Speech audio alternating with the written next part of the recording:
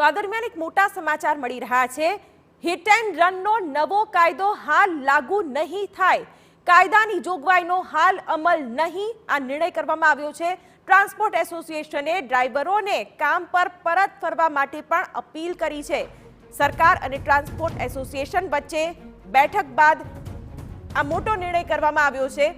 તેવામાં નવા કાયદાના વિરોધમાં ટ્રક ચાલકો જેણે ટ્રકોના પૈડા થંભાવી દીધા હતા, ત્યારે ટ્રાન્સપોર્ટ એસોસિએશને ડ્રાઈવરોને કામ પર પરત ફરવા અપીલ કરી છે અને સાથે જ કહેવામાં આવ્યું છે કે હાલ આ કાયદો લાગુ નહીં થાય, કાયદામાં વધુ સ્પષ્ટતાની જરૂર છે, અસમંજસ નિવારવાની જરૂર છે। ત્યારે સરકાર અને ટ્રાન્સપોર્ટ એસોસિએશન વચ્ચે થયેલી બેઠકમાં આ વચ્ચેનો એક સમાધાનકારી નિર્ણય લેવામાં આવ્યો છે કે હાલ પૂરતો આ કાયદો જેની જોગવાઈ વધુ કડક લાગી રહી છે તેને અમલમાં નહીં મૂકવામાં આવે।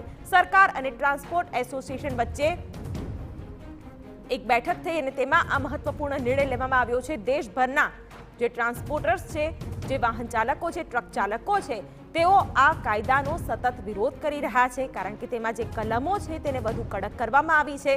સાથે જ જે પ્રકારના જે પ્રાવધાનો આ નવા કાયદામાં દર્શાવવામાં આવ્યા છે તે ક્યાંક અન્યાયકારી લાગી રહ્યા હોવાનું પણ ટ્રાન્સપોર્ટ એસોસિએશને દાવો કર્યો છે અને તેની વચ્ચે ઉગ્ર વિરોધ પણ થયો છે।